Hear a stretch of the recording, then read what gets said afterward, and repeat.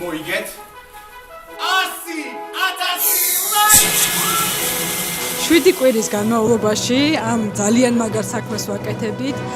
ყველაფერმა, როგორც ხედავთ, ფანტასტიკურად ჩაიარა და მინდა ძალიან დიდი მადლობა გადავუხადო როგორც ჩვენი, ასევე ჰოლის ყველა გუნდის წევრს, რადგან თქვენს გარეშე ესეთი მაგარი ამბავი არ გამოგვივიდოდა.